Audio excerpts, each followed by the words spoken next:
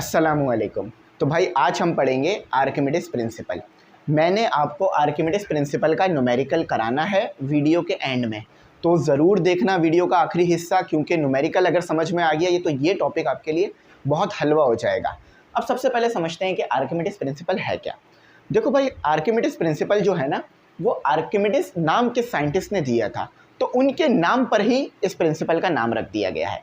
अब ये प्रिंसिपल कहता क्या है? ये प्रिंसिपल कहता है कि जब भी आप किसी ऑब्जेक्ट को फ्लूइड में डालोगे या फॉर एग्जांपल पानी में डालोगे, तो वो पानी क्या करेगा, उस फ्लूइड पर एक फोर्स लगाएगा और उस ऑब्जेक्ट को पानी में या फ्लूइड में डूबने नहीं देगा। और उस फोर्स, वो जो फोर्स लगा रहा है पानी ऑब्जेक्ट पर, उस फोर्स को कहा जाएगा अपथ्रस्ट। क्या कहा जाएगा? अपथ्रस्ट।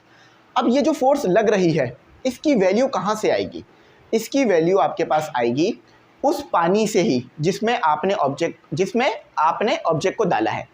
जितना पानी इस ऑब्जेक्ट की वजह से डिस्प्लेस होगा, अगर उस डिस्प्लेस हुए हुए पानी का वेट पता कर लोगे तो आपके पास अपथ्रस्ट फोर्स की वैल्यू आ जाएगी।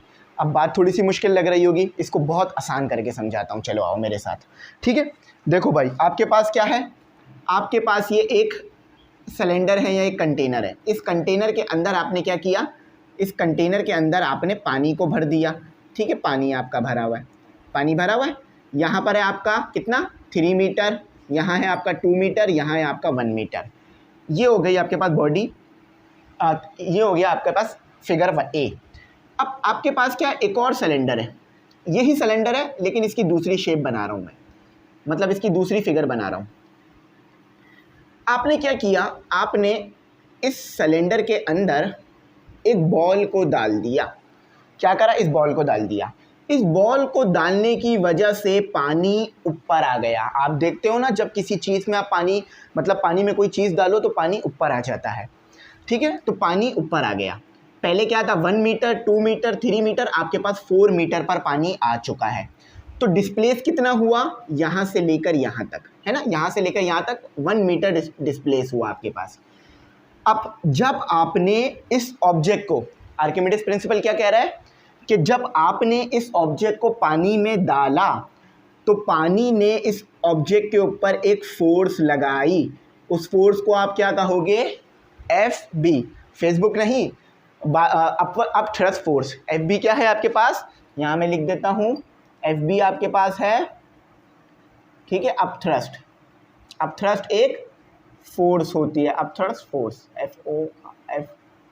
FORCE, force. ठीक है, अच्छा, अब इस फोर्स की वैल्यू कैलकुलेट करनी है। कैसे कैलकुलेट करूँगा? तो देखो भाई, पानी 3 मीटर से 4 मीटर पर आ गया, यानी 1 मीटर पानी डिस्प्लेस हुआ। तो मैं इस 1 मीटर पानी को, यानी जितना पानी ये डिस्प्लेस हुआ है, जितना पानी ऊपर आया है, उसको निकाल लूँगा और उसका वेट कर लूँगा। तो जितना वेट इस पानी का होगा उतना ही वेट इस अपथ्रस्ट का होगा। बात समझ आ रही है? जितना वेट इस पानी का होगा उतना ही वेट अपथ्रस्ट का होगा। बहुत सिंपल बात है। अब इसका फॉर्मूला क्या होता है, वो फॉर्मूला देखते हैं हम। अच्छा, वेट की बात कर रहा हूँ मैं, आप अच्छी तरीके से जानते हो, SV नो डेट। हम अच्छी तरीके से जानते हैं कि वेट और फोर्स ये आपस में बराबर होती है। पता है ना ये बात? कोई मुश्किल नहीं है। चलो भाई, बस यही चीज़ आपको छोटी छोटी बतानी। तो जो वेट आएगा वही आपके पास अपथ्रस्ट आएगा। अब मेरी बात सुनो ज़रा, मैं कहना क्या चाह रहा हूँ। जितना वेट इस पानी का आएगा उतना ही वेट आपके पास किसका आ जाएगा? उतना ही वेट आपके पास इस, यानी उतनी ही फोर्स की वैल्यू आपके पास इस अपथ्रस्ट की आ गई। बात बहुत आसान हो गई। अब देखो लिखा हुआ क्या है इंग्लिश में। इट स्टेट दैट, ये प्रिंसिपल कहता है, when an object is immersed. Immerse का मतलब होता है डुबोना, यानी किसी चीज़ को पानी में डाल देना या किसी भी लिक्विड में डुबोना। इमर्स का मतलब समझ गए ना, डुबोना। Into a liquid. अब लिक्विड में पानी भी हो सकता है, कुछ भी हो सकता है। ठीक है, तेल, शहद और आपके पास जूस, उसमें भी आप किसी चीज़ को डुबा सकते हो, और वहाँ भी आपको ये प्रिंसिपल देखने के लिए मिलेगा। ठीक है, into a liquid it experience upthrust. तो जब आपने ऑब्जेक्ट को लिक्विड में डाला तो लिक्विड ने उसके ऊपर क्या लगाया, एक फोर्स लगाई, उस फोर्स को कहा जाता है अपथ्रस्ट। ये बात तो क्लियर हो गई। अच्छा, which is equal to the, अब ये अपथ्रस्ट किसके बराबर होगा, वेट ऑफ द लिक्विड, उस लिक्विड के वेट के जो कि डिस्प्लेस हुआ है ऑब्जेक्ट की वजह से। यानी जो पानी ऊपर आया है ना, उस पानी को, जितना पानी ऊपर आया है बस उस पानी को निकाल लो और उसका वेट कर लो, जितना वैल्यू उस वेट की आ रही होगी उतना ही अपथ्रस्ट इस बॉल पर लग रहा होगा। मेरी बात तो माशाल्लाह से आपको बहुत अच्छी समझ आ गई। अब मैं थोड़ा और आसान करता हूँ। ये जो अपथ्रस्ट वाली फोर्स है ये कब कब ज़्यादा होगी ये बताता हूँ मैं। देखो पहला पॉइंट लिख लो, upthrust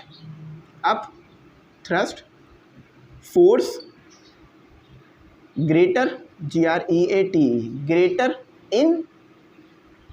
greater in densed medium, DENSE, densed medium कह लो या लिक्विड कह लो, LIQUID, लिक्विड।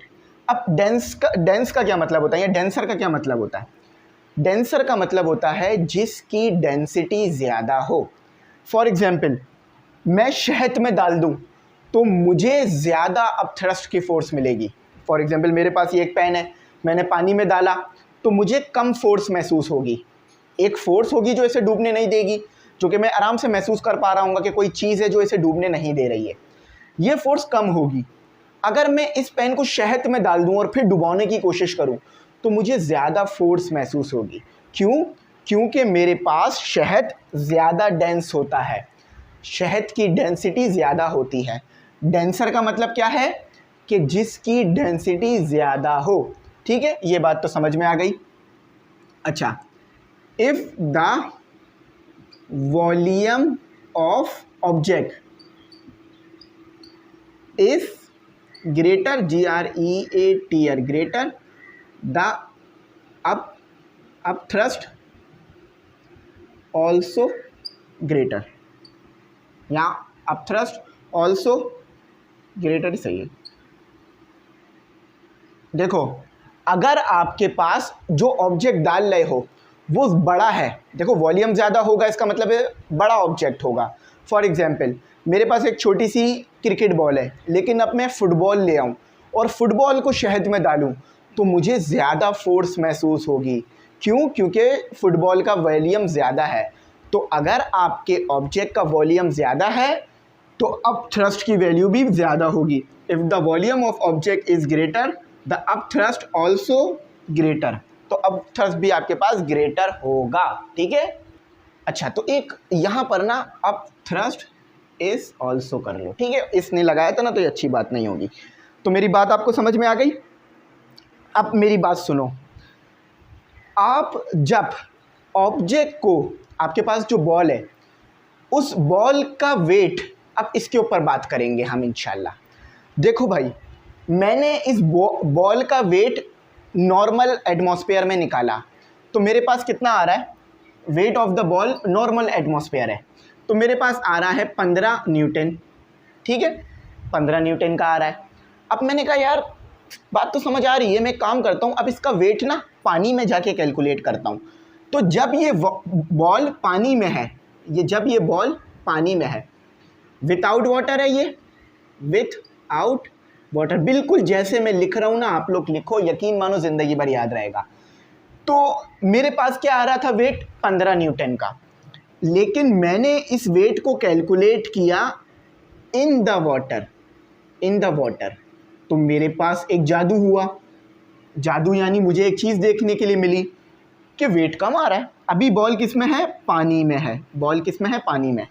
पानी में जब मैंने वेट कैलकुलेट किया तो मेरे पास क्या आ रहा है, कम आ रहा है।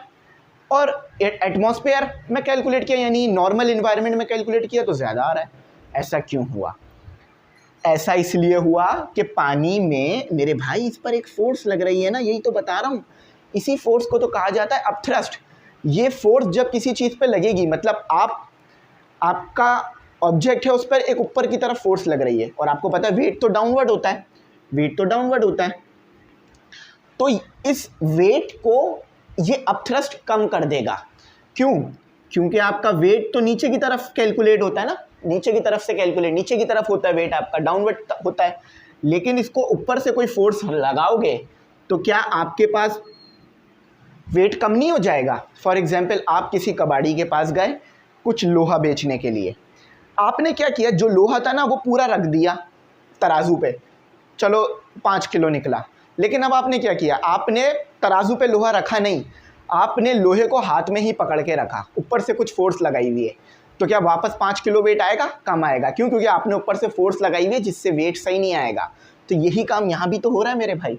यहाँ पर क्या हो रहा है कि ये जो बॉल है ना, इसके ऊपर एक ऊपर की तरफ फोर्स लग रही है जिसकी वजह से वेट कम आ रहा है।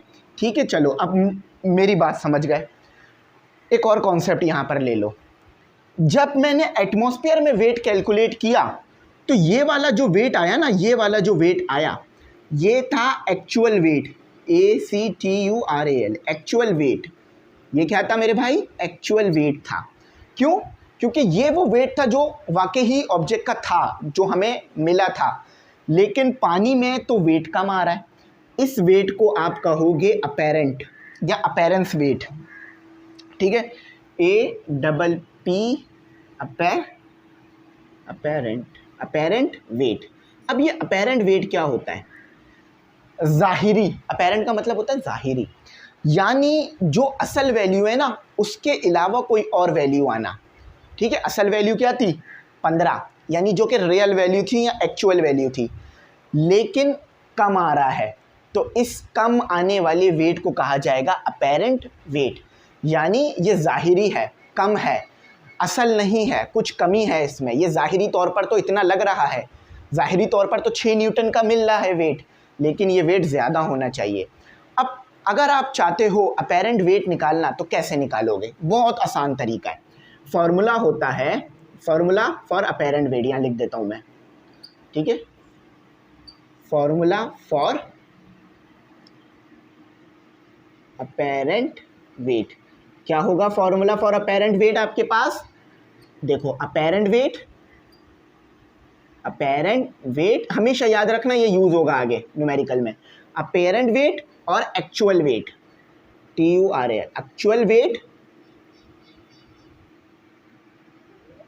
माइनस एक्चुअल वेट माइनस किससे कराओगे आप? अपथ्रस्ट से। अपथ्रस्ट, क्योंकि अपथ्रस्ट ने ही तो इसके वेट को कम किया ना। देखो भाई, एक्चुअल वेट में से अपथ्रस्ट को माइनस कर दो तो आपके पास जो अपेरेंट वेट हो रहा होगा ना वो आ जाएगा।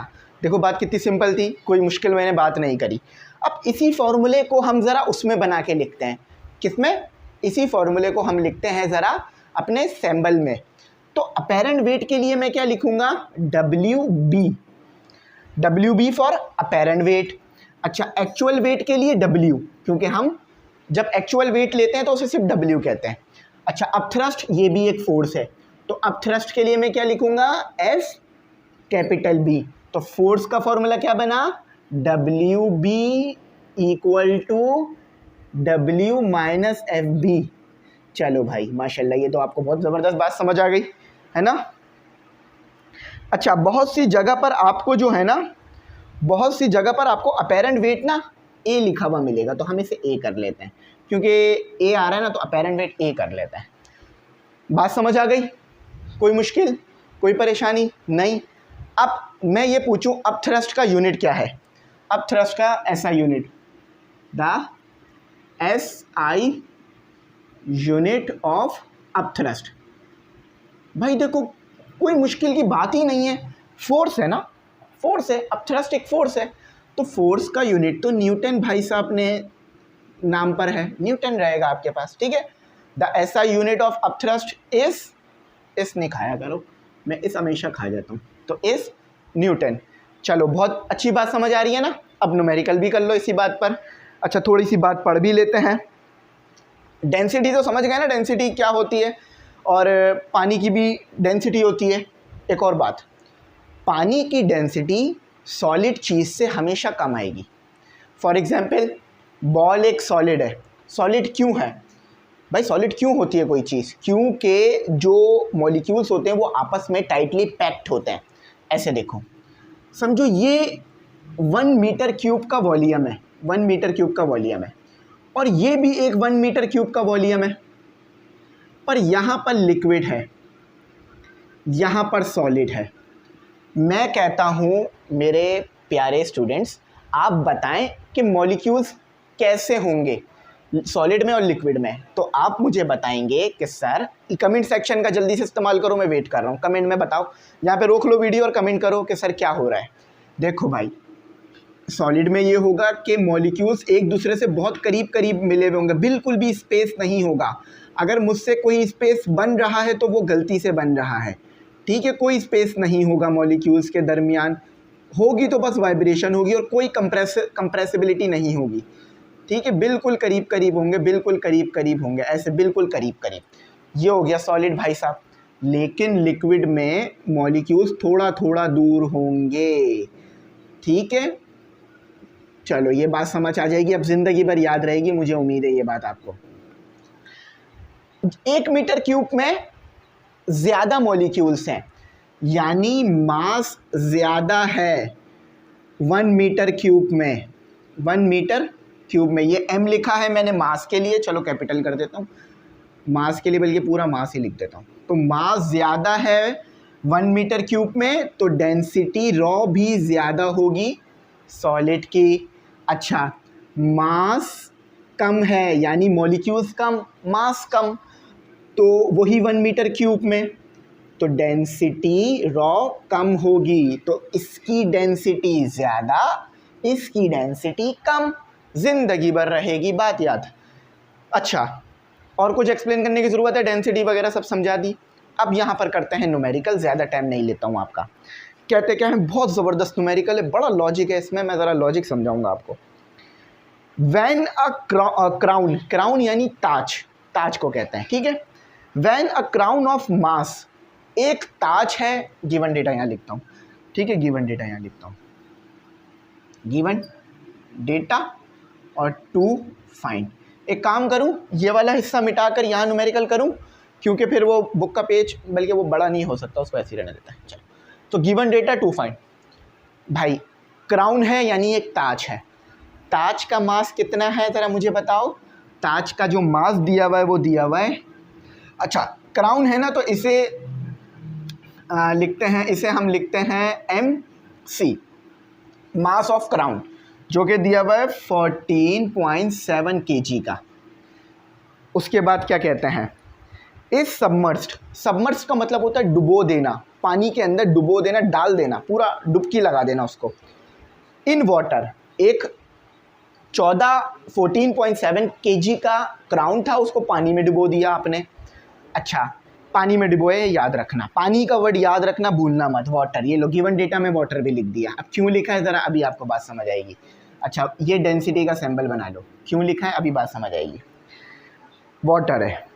An accurate scale read only, एक एक्यूरेट स्केल है, उसने रीड किया कि पानी में डालने के बाद मास कम हो गया ताज का। क्यों कम हुआ? क्योंकि एक अपथ्रस्ट लगी ताज पर। ताज पर आर्किमिड प्रिंसिपल क्या कह रहा है, एक अपथ्रस्ट फोर्स लग रही होगी, जिसकी वजह से मास कम हो गया। तो ये MC प्राइम कर लेते हैं इसे। कितना आ गया MC प्राइम? 13.4 kg। याद रखना, ये मास एक्चुअल है, एक्चुअल यानी वो मास जो कि हमने कैलकुलेट किया बगैर पानी में डाले, ये वो मास है जो पानी में डाल के कैलकुलेट किया, ठीक है। अच्छा, अब उसके बाद आगे देखो, उसके बाद क्या कहा जाता है। उसके बाद कहते हैं कहने वाले कि is the crown made of gold, crown क्या गोल्ड का बना हुआ है, ये बताओ।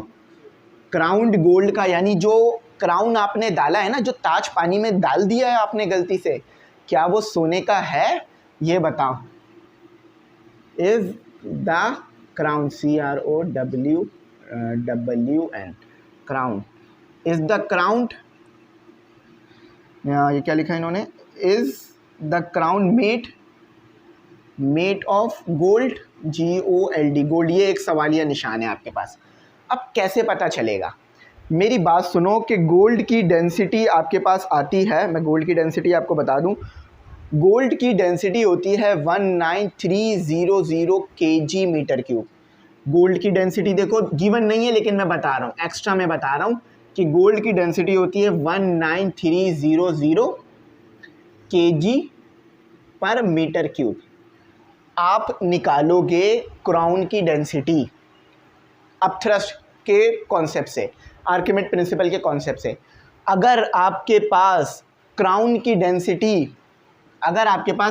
डेंसिटी जिसे मैं ओ लिख रहा हूँ, रॉ ओ लिख रहा हूँ, यानी ऑब्जेक्ट, अगर आपके पास क्राउन की डेंसिटी 19300 आ गई तो आप 100% कह देना गोल्ड है। देखो भाई, ऑब्जेक्ट की कॉम्पोजिशन सेम रहती हैं हर, जैसे कि दुनिया में कहीं भी पानी ले लो, चलो दुनिया का नहीं करते हैं, एक टंकी है, उस टंकी में से आप पानी ऊपर से निकालो, नीचे से निकालो, बीच में से निकालो, कहीं से भी निकालो, उसकी डेंसिटी सेम आएगी, यानी आपको डेंसिटी सेम मिलेगी 1 मीटर क्यूब में। इसी तरह से अगर एक टाइप का सोना ले रहे हो, दुनिया में कहीं से भी सोना ले लो, उस गोल्ड की डेंसिटी सेम होगी अगर उसमें इम्प्योरिटी नहीं मिलाई हुई। आपने देखा होगा ना 24 कैरेट 23 कैरेट, तो वो दर्जन नहीं होते हैं, वो बताते कितना प्योर है। जितना इम्प्योर होगा ना उतने कैरेट गिरते जाएंगे, ठीक है।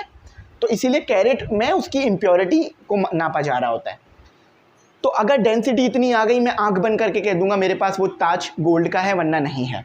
अब मेरी यहाँ पर आके बात सुनो ज़रा, ये न्यूमेरिकल बच्चों वाला नहीं है, ज़रा याद रखना इस चीज़ को। ये न्यूमेरिकल आपकी जहानत का पूरा टेस्ट लेगा, ठीक है, कि आपने क्या पढ़ा आज तक, मैंने आपको क्या सिखाया, क्या समझाया, ठीक है। तो ज़रा मेरी बात ध्यान से सुनते जाना। अब सोल्यूशन की तरफ चलते हैं।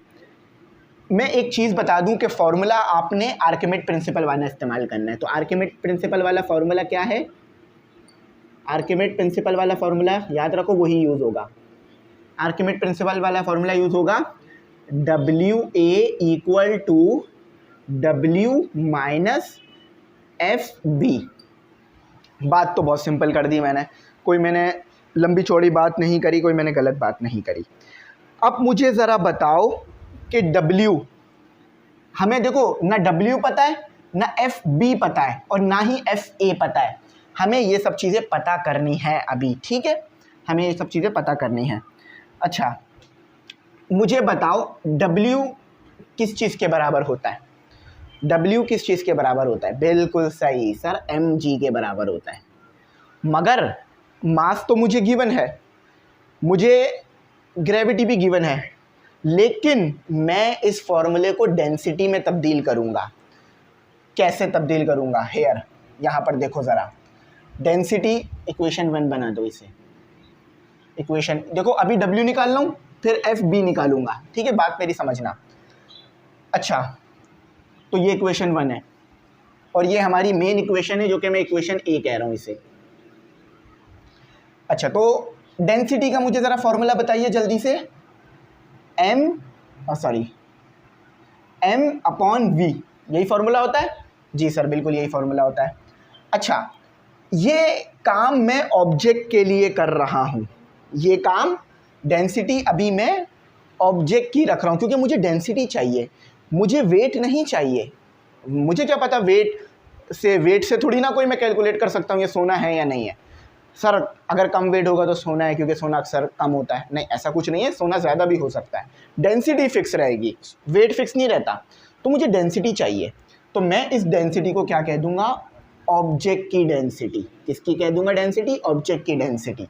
अच्छा, तो मैं क्या करता हूँ, इसको उधर ले जाता हूँ, V को उधर ले जाता हूँ, और M को ऐसे कर देता हूँ।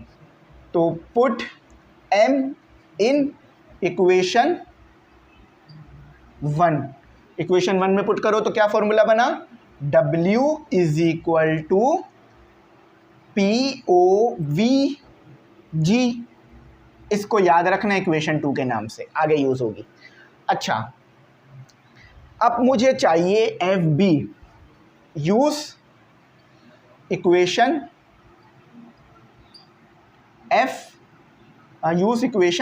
A for FB। तो भाई यहाँ से आगे अब हम FB की वैल्यू कैलकुलेट करते हैं। देखो भाई, FB यहाँ पर क्या है? माइनस में, यहाँ कर हो जाएगा प्लस। तो FB = वहाँ चला जाएगा आपके पास क्या, MA वहाँ पर आ जाएगा, तो W माइनस MA। कोई मसला, कोई परेशानी नहीं सर? आपकी बात बहुत अच्छी समझ में आई माशाल्लाह से। अब देखो आर्किमिड ने क्या कहा था कि ये जो अपथ्रस्ट है ये किसके बराबर होगा, ये उस वेट के बराबर होगा, यानी उस पानी के वेट के बराबर होगा जो डिस्प्लेस हुआ है। यही बात कही थी ना आर्किमिड ने, ठीक हो? अकॉर्डिंग, सब लिखवाऊंगा, अकॉर्डिंग टू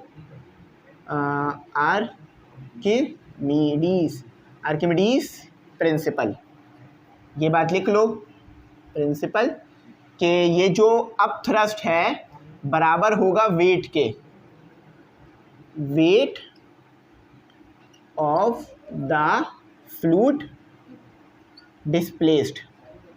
ठीक है, ये हमने अभी बहुत डिटेल में पढ़ी ये बात। अब यहाँ भी इन्होंने वेट का जिक्र कर दिया, तो क्या लिखूंगा मैं? बिल्कुल सही बताया आपने सर, आप लिख दीजिए आंख बंद करके mg। ठीक है, लेकिन ये वेट फ्लूइड का है। किसका फ्लूइड है? वेट का फ्लूइड है, तो मास भी किसका होगा? फ्लूइड का ही होगा ना। ठीक है भाई, बिल्कुल सही बात करी है आप लोगों ने। अब डेंसिटी का फॉर्मूला फिर यूज़ करो, यहाँ पर आपके पास क्या आता है? डेंसिटी का formula rho equal to M V. अच्छा देखो भाई, अगर मास फ्लूइड का है तो डेंसिटी भी तो फ्लूइड की होगी ना, होगी फ्लूइड की ना, तो इसको उधर ले जाओ, तो PFV इक्वल टू MF, हमारे कोचिंग का पुराना नाम आ गया। अच्छा, तो अब यहाँ पर मैं क्या पुट करूँगा? FB इक्वल टू MF की जगह क्या आ गया? PF, यानी रॉ F डेंसिटी है, ठीक है, और G, देखो G आ गया ना, और V और G, ठीक है। देखो ना MF की जगह पे क्या आ गया? रॉ F, V और G। अच्छा, अब ये चीज़ किसके बराबर थी? देखो ये चीज़ बराबर थी आपके पास W, इसे कह लो इक्वेशन 3, तो पुट FB इन इक्वेशन 3 में पुट करो ज़रा, क्या आ रहा है आपके पास इक्वेशन 3 में पुट करके? हाँ बिल्कुल सही आपके पास। पहले मैं इस चीज़ को लिख रहा हूँ, W माइनस MA, और उसके बाद इस F को लिख रहा हूँ जो कि आपके पास आया है रॉ FVG। ये हो गई इक्वेशन 4। अब देखो मैं क्या करूँगा, इक्वेशन 2 और इक्वेशन 4 को डिवाइड कर दूंगा, तो यहाँ लिखो डिवाइड, क्योंकि मेरा काम है डेंसिटी निकालना इसलिए कर रहा हूँ, divide EQUATN equation 4 and equation 2 and 4। Equation 2 मेरे भाई क्या रही? W अपॉन, पहले लिख लेते हैं, W इक्वल टू रॉ ओ VG। अच्छा, और यहाँ क्या आ गया आपके पास?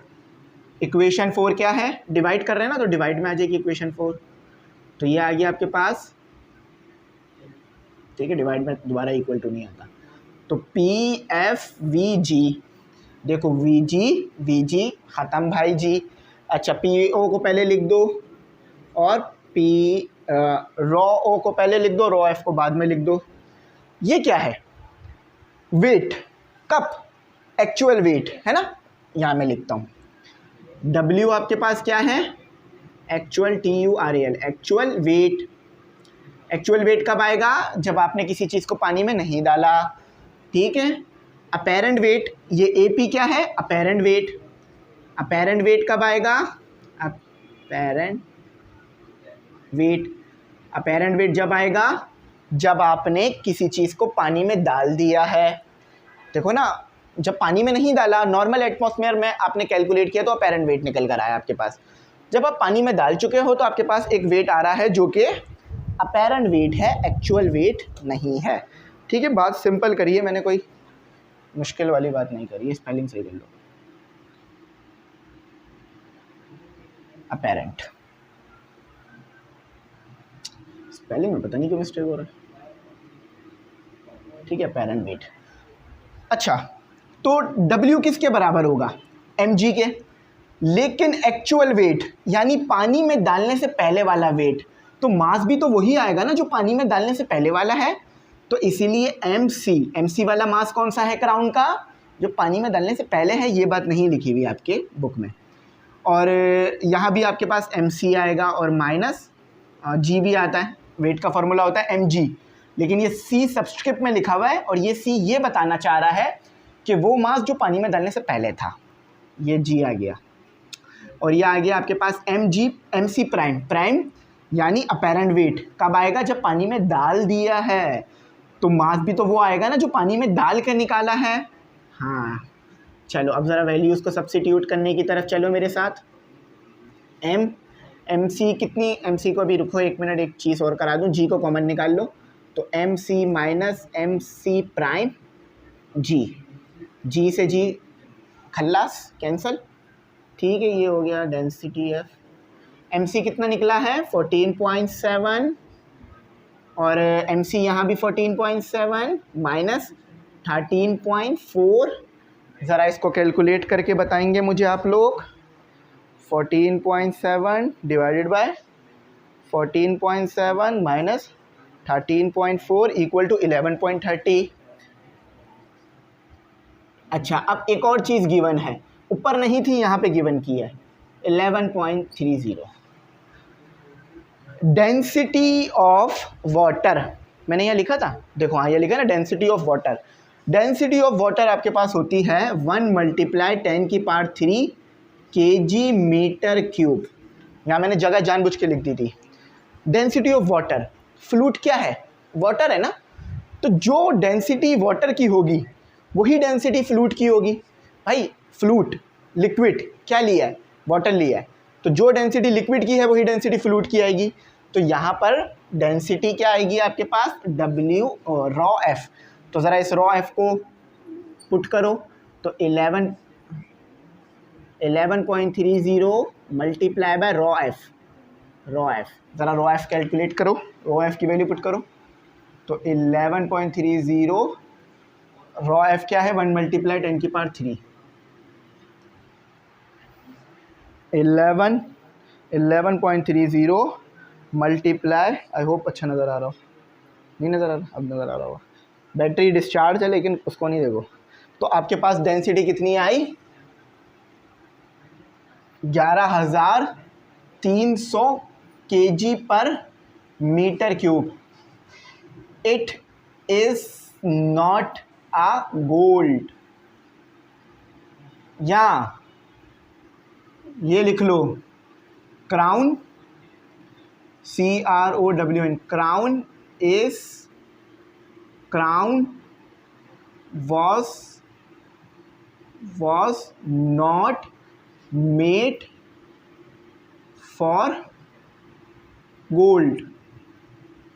क्राउन को गोल्ड से नहीं बनाया गया है, या crown is not made of gold, क्योंकि डेंसिटी नहीं आई उतनी जितनी गोल्ड की आती है। मेरे भाइयों, गोल्ड की डेंसिटी थी 19,300 थी क्राउन की डेंसिटी। अगर वो गोल्ड का होता, गोल्ड की डेंसिटी होती है 19,300 kg पर मीटर क्यूब, लेकिन आपकी जो डेंसिटी आई है वो आई है 11,300। यानी क्राउन गोल्ड के अलावा किसी और चमकदार चीज़ से बना दिया, गोल्ड से तो नहीं बनाया। ये न्यूमेरिकल का पूरा सोल्यूशन है। ये है सोल्यूशन, ये है, आपको याद रखना है। एक एक चीज़ लिखी है, बुक में नहीं थी, इम्पॉर्टेंट है। न्यूमेरिकल करना पेपर में आपको नज़र आएगा। देखते हैं वैल्यू यही है, कुछ और आ गया है। वैल्यू भी बिल्कुल ठीक आई है आपकी, ठीक है। उन्होंने यहाँ पर रोक दिया जवाब को, लेकिन इस जवाब को आपको यहाँ लाना था और फिर इससे कंपेयर करना था, ठीक है। गोल्ड की डेंसिटी लिख लो, गोल्ड की डेंसिटी होती है 19300 kg। यूनिट का ध्यान रखना, ठीक है। ग्राम पर सेंटीमीटर क्यूब नहीं देख लेना, उसमें कम आती है वैल्यू। तो ये हमारा जवाब हो गया। आई होप बात अच्छी समझ में आई हो। अगर कुछ ना आया हो तो पूछना, इंशाल्लाह ज़रूर गाइड करूँगा। Thanks for watching. अल्लाह हाफिज़। अपनी कीमती दुआ में मुझे ज़रूर